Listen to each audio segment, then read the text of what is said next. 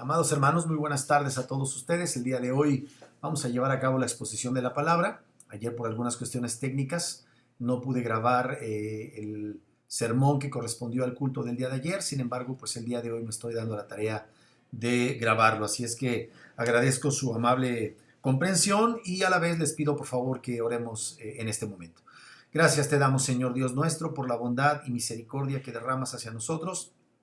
Yo quiero suplicarte que tengas a bien, Señor y Padre, bendecirnos a través de tu palabra, hablarnos, abrir el panorama para poder tomar decisiones correctas en estos tiempos aciagos. Te pido por favor que me ayudes para llevar a cabo una exposición que verdaderamente edifique a mis hermanos y que para mí mismo, Señor, signifique un retomar estas gloriosas verdades y seguir meditando acerca de ellas. Para ti, Señor Dios nuestro, es la gloria y la honra por medio de Cristo Jesús. Amén. Mateo capítulo 8, versículo 28 dice así: Cuando llegó a la otra orilla, la tierra de los Gadarenos, vinieron a su encuentro dos endemoniados que salían de los sepulcros, feroces en gran manera, tanto que nadie podía pasar por aquel camino. Y clamaron diciendo: ¿Qué tienes con nosotros, Jesús, Hijo de Dios? ¿Has venido acá para atormentarnos antes de tiempo? Estaba paciendo lejos de ellos un hato de cerdos. Y los demonios le rogaron diciendo: Si nos echas fuera, permítenos ir a aquel hato de cerdos. Y él les dijo: Id. Y ellos fueron, y se fueron a aquel hato de cerdos, y he aquí, todo el hato de cerdos se precipitó en el mar por un despeñadero, y perecieron en las aguas. Y los que apacentaban huyeron y vinieron a la ciudad, contando todas las cosas y lo que había pasado con los endemoniados. Toda la ciudad salió al encuentro de Jesús, y cuando le vieron, le rogaron que se fuera de sus contornos. Bien,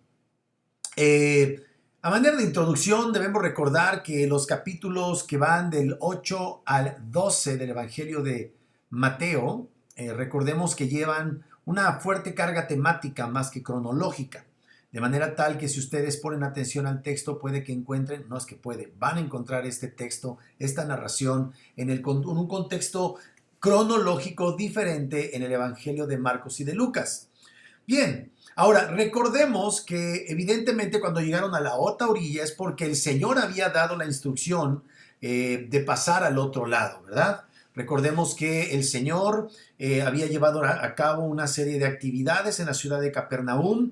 Entonces, ya casi para anochecer, en el crepúsculo, nuestro Señor da la instrucción a sus discípulos de que pasen al otro lado. Están ya abordando la barca y entonces dice las Escrituras en los versículos previos que dos discípulos, uno de ellos que trataba de ser lo que era un escriba y otro un tanto cuanto indeciso acerca de si debería ir con el Señor, le ruegan pues que vayan con él. Ustedes saben que el Señor les explica claramente cuál es el costo del discipulado. Después de esto, no sabemos realmente, no nos dice el texto si ellos tomaron esa barca junto con el Señor, pero vemos que los discípulos de una manera cándida se trasladan hacia el otro lado. En el inter recordemos que el Señor se va a enfrentar a una gran tormenta, nos dice el Evangelio de Marcos que Él está recostado en el cabezal, entre tanto que sus discípulos están aterrorizados, siendo conocedores del mar como ellos eran.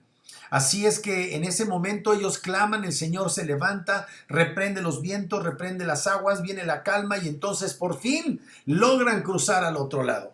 Podemos decir con toda seguridad, ¿verdad?, que este encuentro que tuvo con los Gadarenos se llevó a cabo durante la noche de eso que ya era la primera parte del día siguiente. Recordemos que desde la perspectiva hebrea, para ellos los días comienzan por la tarde. Este estudio que vamos a realizar el día de hoy lo encontramos en sus pasajes paralelos, además de Mateo capítulo 8, versículo 28 al 34, encontramos una narrativa paralela en Marcos capítulo 5, 1 al 20 y en Lucas capítulo 8, versículo 26 al 39. Vamos a entrar de lleno entonces. Número 1. ¿Cuál es la razón por la cual el Señor va a atravesar el mar de Galilea siendo ya tarde y pues de alguna manera enfrentando todas estas dificultades para llegar de aquel lado? Dice el versículo 28 del capítulo 8, cuando llegó a la otra orilla, a la tierra de los Gadarenos, y vinieron a su encuentro dos endemoniados que salían de los sepulcros, feroces en gran manera, tanto que nadie podía pasar por aquel camino. Bien, vamos a comenzar hablando acerca de algunos de los recursos que utilizan aquellos que atacan la Biblia, en el sentido de que ésta tiene algunas contradicciones. Pero la verdad es que estas son contradicciones aparentes, ¿verdad? Por principio de cuentas, encontramos que el capítulo 8 de Mateo, en el versículo 28, hace referencia a gadarenos como el gentilicio con el cual se les reconocía, es decir, como si fueran de la ciudad y la región de Gadara. Sin embargo, cuando nosotros nos vamos a algunos de los manuscritos, las copias de los manuscritos más antiguos, encontramos que en Marcos capítulo 5, versículo 1, se hace referencia no a gadarenos, sino a gerasenos. Asimismo, en el Evangelio de Lucas capítulo 8, versículo 26, también en esas copias de los manuscritos originales más antiguos, encontramos que la expresión es gergesenos, ¿verdad?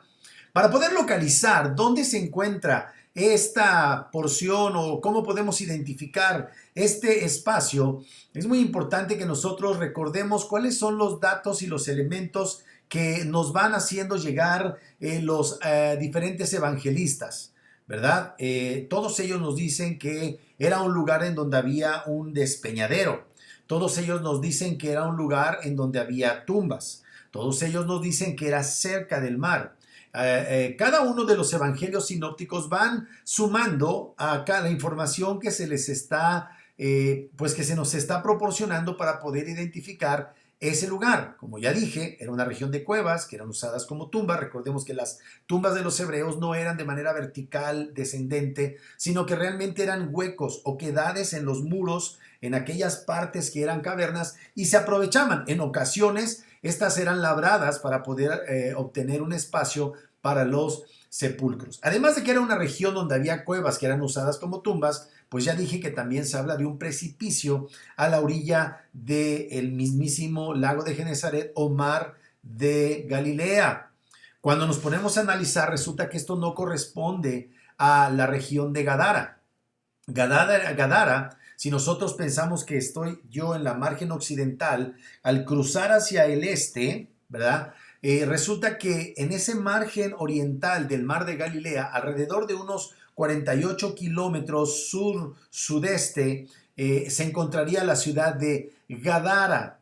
Así es que cuando uno se pone a investigar, uno se da cuenta que realmente no era Gadara, sino que la ubicación, en efecto, todavía la pueden encontrar ustedes, aun si ustedes lo buscan por internet, que la ubicación corresponde a una región, a una ciudad conocida como Kersa, de la provincia o distrito de Gerasa o Gergesa. Era pues un pueblo habitado por gerasenos o gergesenos.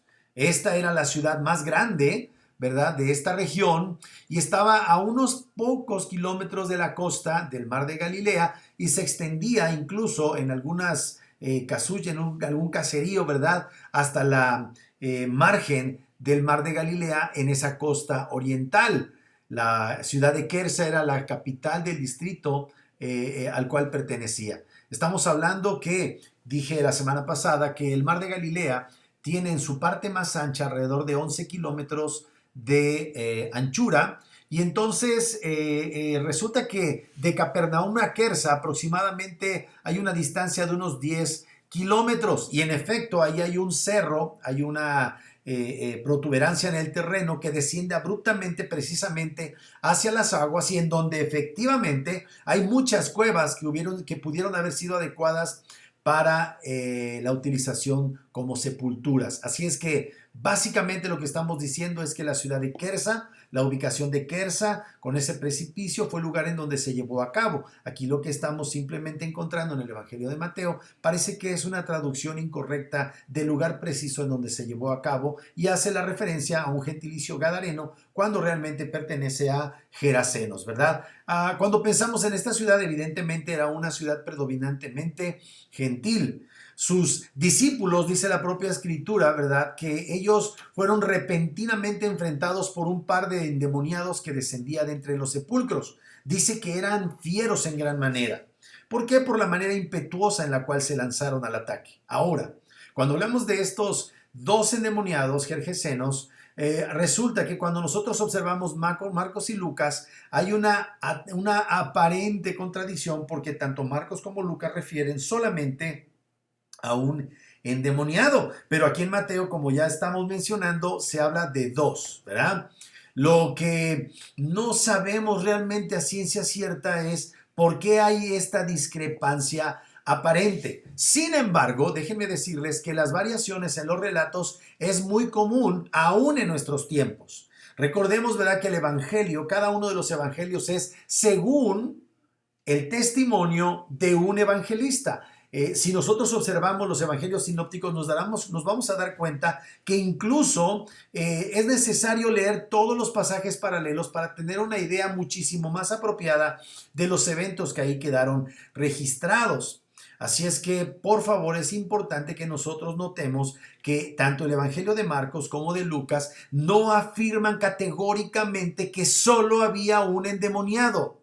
Es probable que hubiese el otro a que hace referencia el Evangelio de Mateo. Podemos decir con toda seguridad que no tiene derecho nadie a afirmar de una manera categórica y terminante que hay una contradicción entre Mateo, Marcos y Lucas. La razón, regresando finalmente a la razón de ser de que el Señor haya atravesado el mar de Galilea, es que el Señor tenía una cita divina. El Señor, ¿verdad?, sale de noche, enfrenta una tormenta, es de alguna manera retrasado, entre comillas, por estos dos discípulos previo a que él abordare el bote y llegase a la otra orilla después de enfrentar la tormenta, con la finalidad, la razón de ser de todo esto, de todo este despliegue de recursos, es la salvación de dos almas. Lo segundo que vamos a estudiar en esta tarde, aparte de conocer cuál es la razón de que el Señor haya atravesado el mar de Galilea, que es la salvación a partir, yo diría, de dos almas, es que lo segundo que vamos a ver es que el Señor nos va a presentar una cápsula sobre demonología bíblica.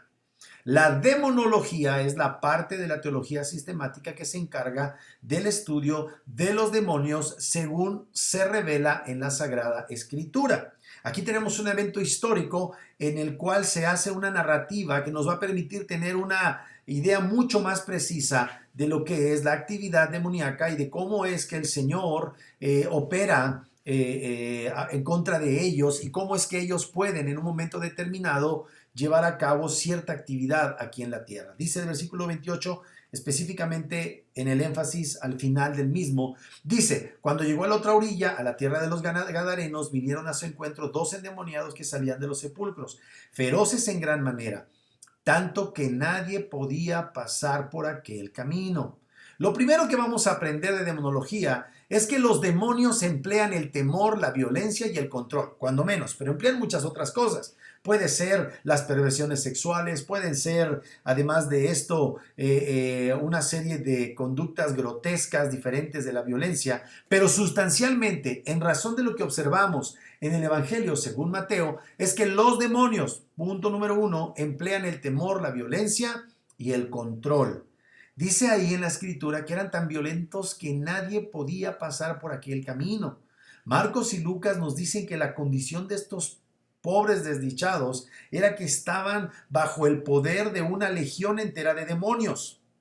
Cuando el Señor les pregunta, ¿cómo te llamas?, dice que el portavoz de los dos endemoniados, si nosotros concluimos, ¿verdad?, que Marcos y Lucas no niegan la posibilidad de que haya habido en efecto dos, sino que más bien refieren a un portador de ellos, ¿verdad? Un portavoz de ellos. El Señor les pregunta, ¿cómo te llamas? Y el demonio responde, mi nombre es Legión porque somos muchos. Es muy interesante porque ciertamente esto es una gran cantidad de demonios. Demonios que controlaban sus pensamientos, que controlaban su manera de hablar, que controlaban obviamente su conducta. A tal punto que para los judíos y para los gentiles, los endemoniados, estos dos y en general, eran desperdicios humanos, ¿verdad? La gente de los alrededores, estos gentiles, conocían lo peligroso de la situación y de una manera intencionada evitaban pasar por ese territorio.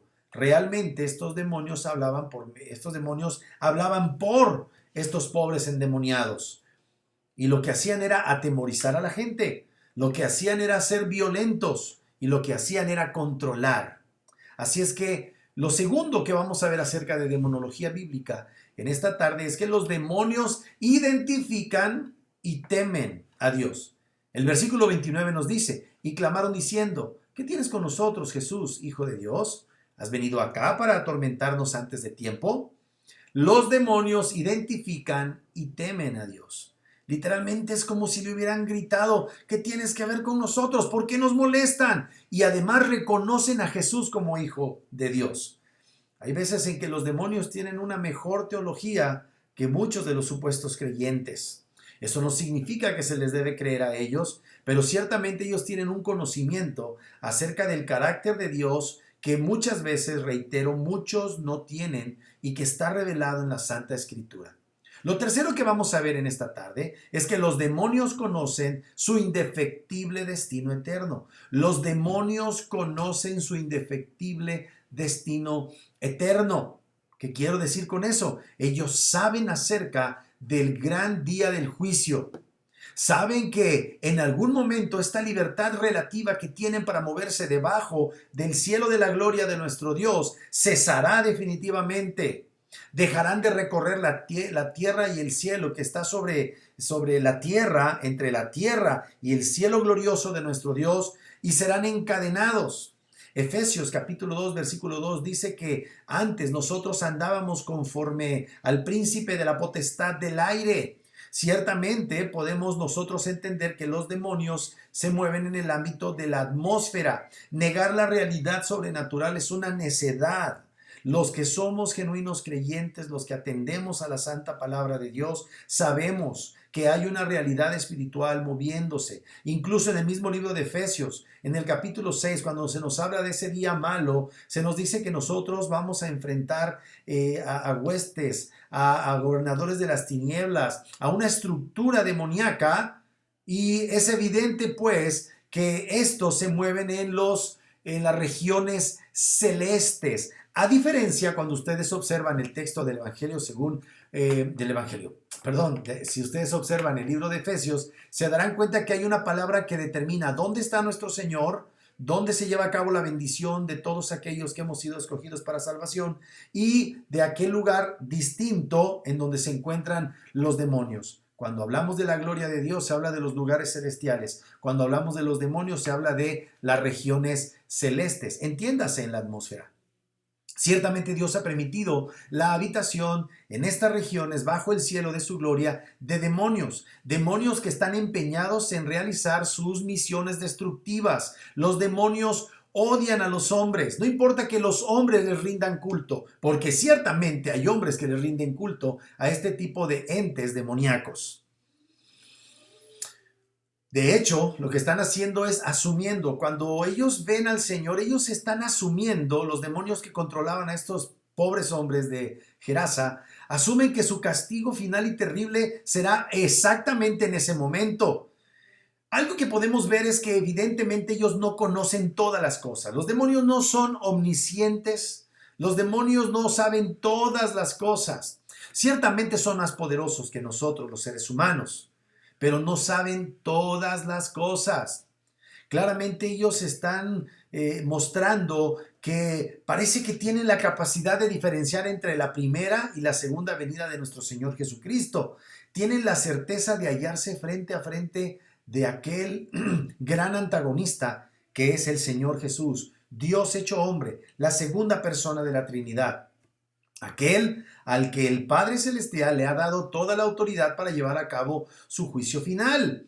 Tienen terror estos endemoniados de que estén siendo atormentados o vayan a comenzar a ser atormentados antes del tiempo señalado. Como lo dice, ¿verdad? En el libro de Apocalipsis, en el capítulo 20, versículo 3, que serán arrojados al abismo, a la prisión eterna, para ser allí atormentados junto con Satanás.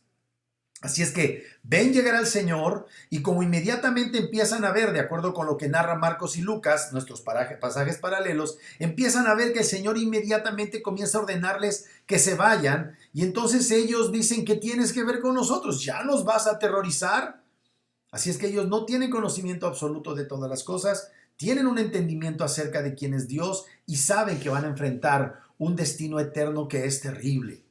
Además de esto, otra cosa que podemos aprender en esta mini cápsula de demonología, lo cuarto que podemos saber es que los demonios son impuros de manera espiritual y moral.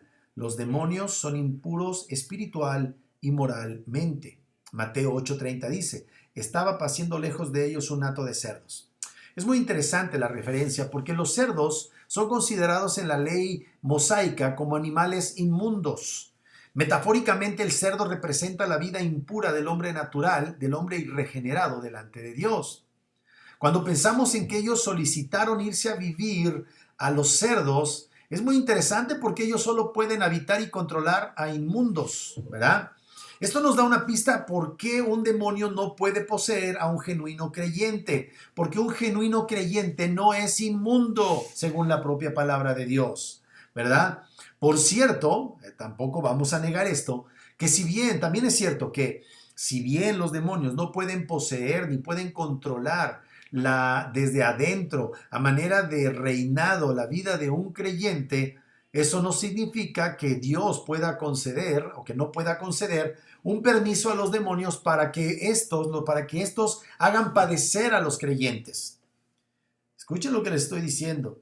Por cierto que Dios puede conceder el permiso a los demonios para que sus hijos padezcan. ¿Qué razones hay para esto? Hay tres razones, cuando menos, que yo distingo en la palabra de Dios. La primera, para su arrepentimiento.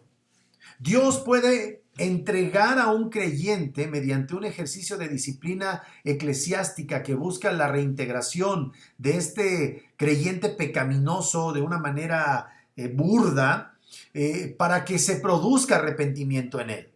Miren cómo dice en 1 Corintios capítulo 5, versículo 5. Pablo, reprendiendo a los corintios, dice lo siguiente: el tal, hablando de un hombre que estaba cometiendo incesto, el tal se ha entregado a Satanás para destrucción de la carne, a fin de que el espíritu sea salvo en el día del Señor. 1 Corintios 5:5. Así que a manera de reprensión, ciertamente Dios puede permitirle a un demonio afligir la vida de un creyente para que él proceda al arrepentimiento, para que en el día del Señor esta persona sea salva. También encontramos una referencia muy interesante en 1 de Timoteo capítulo 1 versículo 18 al 20. El hermano Pablo está exhortando a Timoteo a que mantenga, sostenga firme, íntegra la fe. Y entonces le dice que no le vaya a suceder como a Himeneo y Alejandro, los cuales Pablo, los ha entregado a Satanás para que aprendan a no blasfemar. Qué tremendo es eso. Cuando nosotros tergiversamos la santa palabra de Dios, cuando naufragamos en cuanto a la fe, porque no nos mantenemos firmes en preservarla, el Señor puede dar autorización a diablos para que aflijan a estos genuinos creyentes que están enseñando incorrectamente y aprendan a no blasfemar. Otra razón por la cual Dios, según las Escrituras, puede llevar a cabo el dar permiso a los demonios para que aflijan a los creyentes, el segundo punto es para su santificación. Tenemos el caso de Job, ¿verdad? Dice que andaban los hijos de Dios y se reportaron delante de Dios, entiéndase por hijos de Dios a los ángeles, entre ellos demonios caídos, y dice que el Señor le preguntó a Satanás, no porque Dios no tenga esa información, sino para enseñarnos algo. Y entonces le dijo Satanás, pues ando por todo el mundo, ¿verdad? La idea es a ver a quién perjudico. Y entonces el Señor, en un despliegue de seguridad en el poder de la gracia, en el poder de la regeneración, en el poder de su misericordia sobre sus hijos, dice que le presenta a Job como una alternativa para afligirle, ¿verdad? Le dice, ¿has considerado a mi siervo Job, varón perfecto? ¡Qué tremendo! Así es que ahí vemos a un hombre que va a ser santificado. ¿Qué sostuvo a Job en medio de la prueba? La gracia de Dios. Definitivamente. Pero Dios aprovechó eso para santificarlo. Job no salió de esa prueba después de haber sido atacado por los demonios igual. Encontramos también en las Escrituras esta referencia de nuestro querido hermano Pablo, en donde él le ruega en 3 ocasiones al Señor acerca de este mensajero de Satanás que lo abofetea, este aguijón en la carne que le ha sido dado. Y el Señor le dice, no, bástate mi gracia. ¿Cuál es la razón de ser? Que Pablo no se sobreexalte, Pablo no se envanezca a causa de las grandes revelaciones que el Señor le ha concedido. Así es que primero es para arrepentimiento de pecado, segundo es para la santificación, tercera razón, para la gloria de Dios. que un creyente se arrepienta redunda en la gloria de Dios. Que una persona sea santificada, esto significa ser formado a la imagen y semejanza de Cristo, es para la gloria de Dios. Bien, lo quinto que podemos aprender en esta tarde es que los demonios no se pueden resistir al señorío de nuestro Señor Cristo Jesús. Los demonios no se pueden resistir al señorío de Cristo. Versículo 31. Y los demonios le rogaron diciendo, si nos echas fuera, permítenos ir a aquel hato de cerdos. ¡Qué impresionante! Los demonios están conscientes de que sin el permiso de nuestro Señor, nada podrían llevar a cabo. Así es que aprovechando este gran número, según reporta Marcos en el capítulo 5, versículo 13, aprovechando este gran número de cerdos, 2000, ¿verdad?, que estaban paciendo a alguna distancia, estaban siendo pastoreados hacia alguna distancia de donde ellos se encontraban, piden permiso para entrar en esta manada. ¡Qué tremendo! Los demonios creen y tiemblan, pero son enemigos de Dios. Lo sexto que podemos nosotros entender, regresando, pero eso no obstante que son enemigos de Dios, ellos no pueden hacer nada en tratándose de la autoridad de nuestro Señor Jesucristo. Ellos están sometidos a la voluntad soberana de Dios. El Señor ha escogido que los demonios lleven a cabo cierta función para que los fines de Dios se cumplan. El hecho de que los demonios puedan influir a una persona no quita la responsabilidad de las personas, como vamos a ver más adelante. Lo sexto que podemos ver acerca de esta cápsula de demonología es que los demonios obran según su naturaleza perversa.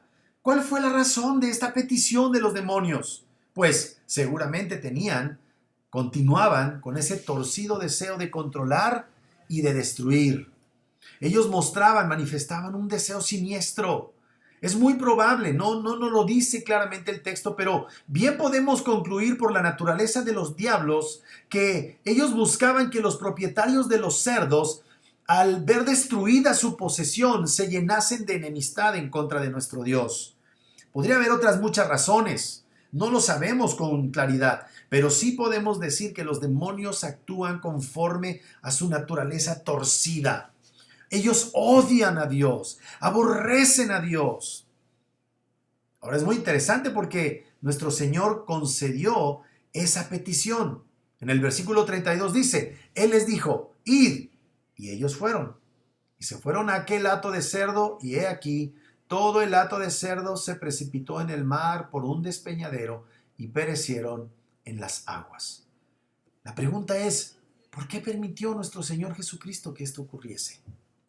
Ciertamente nuestro Señor Jesucristo es un defensor de la propiedad privada. Algunos incluso han sugerido que los dueños de estos cerdos serían algunos judíos, los cuales, como no les era permitido tener cerdos, pues evidentemente el Señor los estaba castigando al desobedecer la regla de tener animales inmundos. Pero la verdad es que ni el contexto ni los rasgos de la región gentil donde ocurrió esto favorecen esta explicación. Muy bien, respondiendo entonces a la pregunta, ¿por qué nuestro Señor Jesús permitió esto?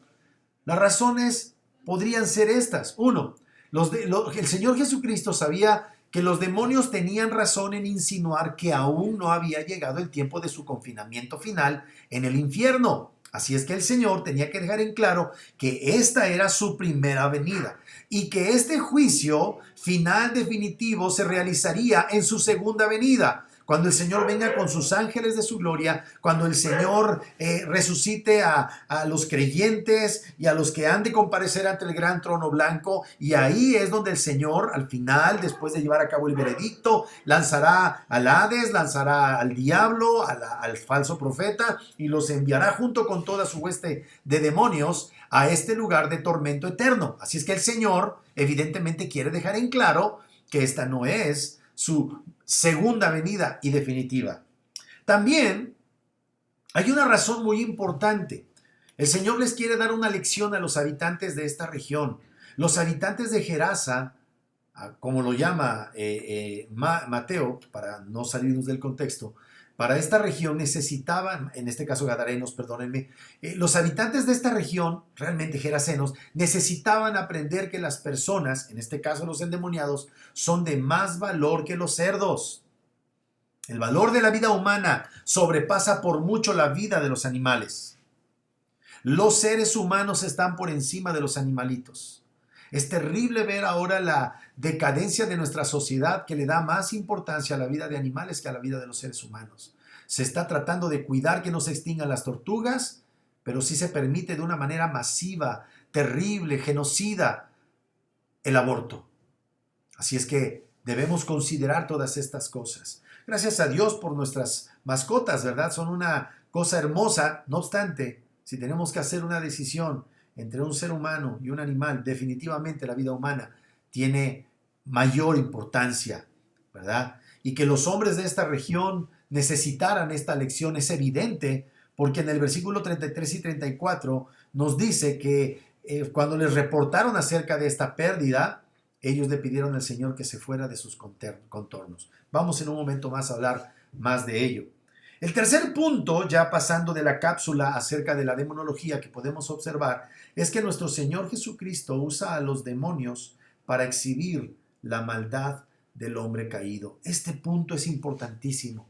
Nuestro Señor Jesucristo usa a estos demonios para exhibir la maldad del hombre caído. Dice el versículo 33 y 34. Y los que apacentaban a los cerdos huyeron y viniendo a la ciudad contaron todas las cosas y lo que había pasado con los endemoniados. Y toda la ciudad salió al encuentro de Jesús. Y cuando le vieron le rogaron que se fuera de sus contornos. Bueno, Mateo 8:30 nos deja ver que estos eran a lo lejos personas que estaban viendo todos los eventos, pero que parece que eran pastores de cerdos. Vaya expresión, ¿verdad? Pero bueno, en Mateo 8:30 se emplea la expresión paciendo, quiere decir para alimentarse, para pastar. Estos cuidadores habían sido testigos del encuentro que nuestro Señor tuvo con estos endemoniados. Observaron la actitud violenta con la que se acercaron a este grupo de judíos que bajaron de la barca, presididos por nuestro Señor. Vieron cómo esa violencia, vieron cómo ese salvajismo fue transferido de los endemoniados a los cerdos. Sus conclusiones son correctas. Vieron que era Jesús el que había expulsado los demonios de los hombres. Vieron que él había dado permiso expreso a los demonios para que entraran a los cerdos. Y observaron cómo estos 2000 cerdos perecieron en el agua. A favor de estos hay que decir que la pérdida de los cerdos no era culpa de ellos, ¿verdad? Es por elemental sentido de preservación que ellos querían que se supiera exactamente todas las cosas que habían acontecido y cómo los endemoniados habían sido liberados. ¿Cuál es el resultado de este reporte? Versículo 34, y toda la ciudad salió al encuentro de Jesús y cuando le vieron, le rogaron que se fuera de sus contornos. Esta gente estaba arraigadísima a su costumbre de no interesarse en los demás. No se alegraron con los que se gozan. No alabaron a Jesús por bendecir a dos individuos tan desdichados como estos dos endemoniados. No trajeron a sus enfermos a Jesús para ser sanados.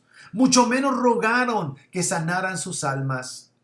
Solo se podía ver que ellos pensaban en una sola cosa: la pérdida material, la pérdida financiera por la muerte de estos 2000 cerdos. Lo que llenaba sus corazones, el gran temor que tenían, era seguir teniendo pérdidas. El Señor está resuelto, número 4, y con esto vamos a terminar. El Señor está resuelto a salvar a sus escogidos, aún en el estado de impiedad. Esta narración que va del capítulo 8, versículo 28 al 34, realmente no termina allí. Termina en el capítulo 9 de Mateo, versículo 1. Entonces, entrando Jesús en la barca, pasó al otro lado y vino a su ciudad. El Señor así lo hizo, regresó finalmente a Capernaum, ¿verdad? El lugar donde estaba su base de actividades. Ahora bien, es muy importante ver los pasajes paralelos porque resulta que Marcos y Lucas relatan el deseo de estos endemoniados, una vez que fueron liberados, de que el Señor se fuera con ellos. Pero lo que vamos a ver es que el Señor niega a esa petición, ¿verdad? La deniega. Él les dice no.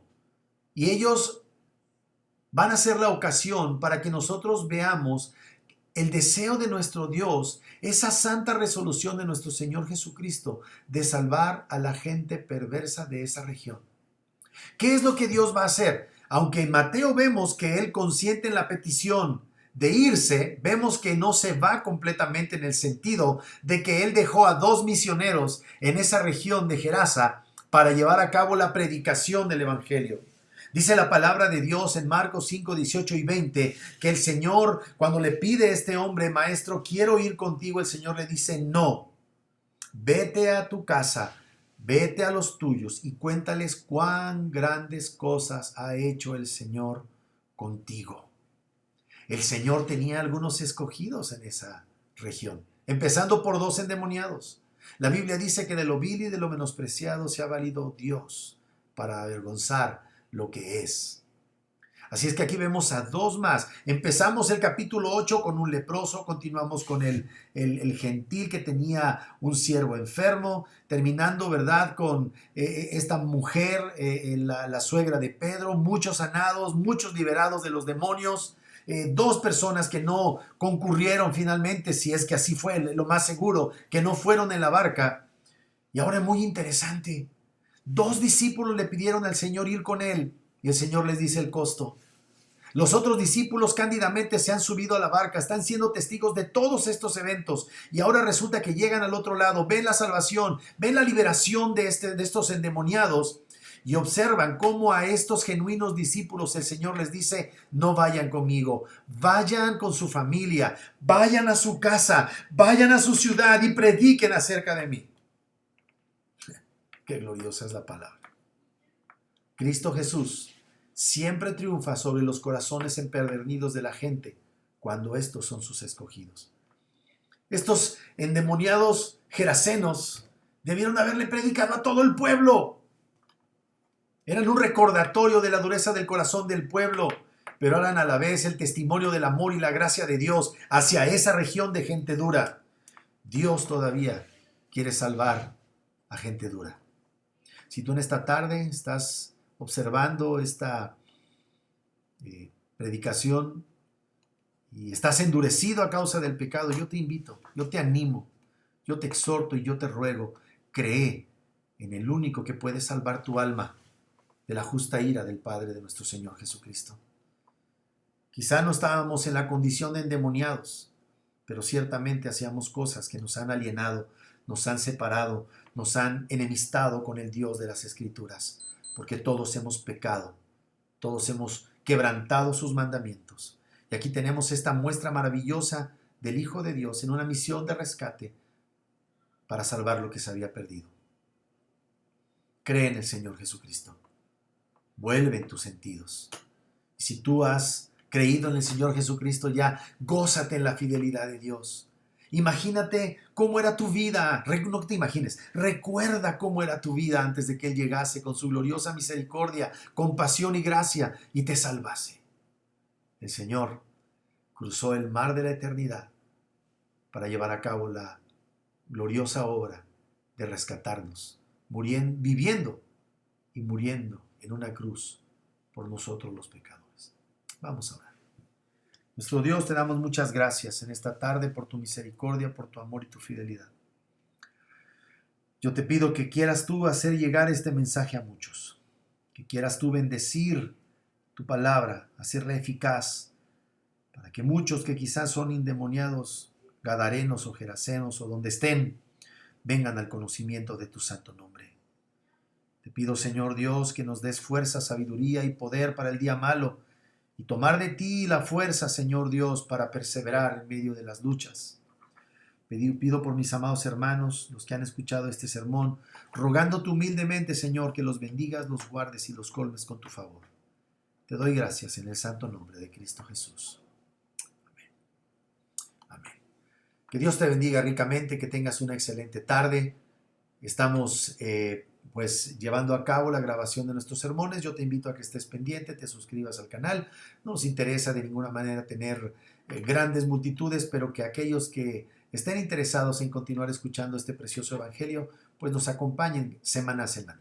Que Dios los bendiga ricamente. Es un gusto poder estar con ustedes. Bendiciones, gracia y paz.